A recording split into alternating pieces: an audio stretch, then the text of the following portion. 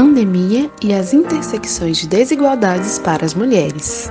A Covid-19 trouxe impacto na vida dos indivíduos em nível global, chamando a atenção pelo alcance que teve e pela velocidade com a qual se disseminou. Demonstra-se que, para além das características próprias do vírus SARS-CoV-2, causador da Covid-19, ou da dinâmica de rápido trânsito de pessoas e objetos pelo mundo globalizado, há outros elementos típicos da atual fase do capitalismo contemporâneo que se tornam universais, unificando o processo de determinação social da saúde. As teorias mais críticas da saúde coletiva evidenciam que uma saúde globalizada é resultado de uma dinâmica capitalista também globalizada. As emergências sanitárias afetam de maneira distinta as mulheres, homens, crianças, adolescentes e pessoas LGBTQI+.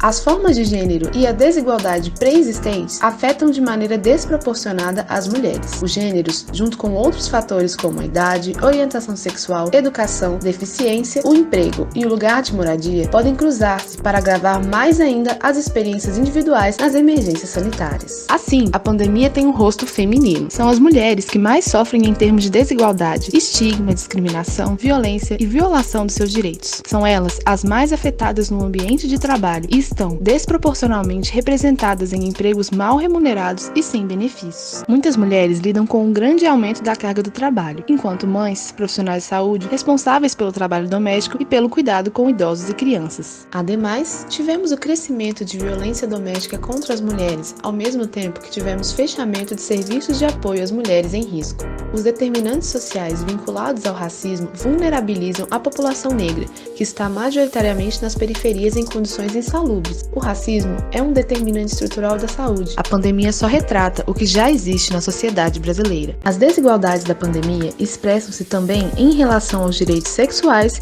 e reprodutivos da mulher. O Brasil é o país que possui o maior número de óbitos de gestantes e puérperas. A pandemia atinge também as mulheres indígenas, com suas particularidades culturais. Para estes povos, a despedida tem um significado especial, porque se trata de um encontro da alma do falecido com seus ancestrais. A interseccionalidade permite-nos enxergar a colisão das estruturas, a interação simultânea das avenidas identitárias. Ela diz da inseparabilidade estrutural do racismo, capitalismo e cis-hétero-patriarcado. Foi a pandemia de Covid-19 que provocou uma desordem econômico-social ou caos social intrínseco ao sistema econômico vigente que estabeleceu as bases sociais para a pandemia. Tomara que não voltemos à normalidade, pois se voltarmos é porque não valeu de nada a morte de milhares de pessoas no mundo inteiro. O amanhã não está à venda.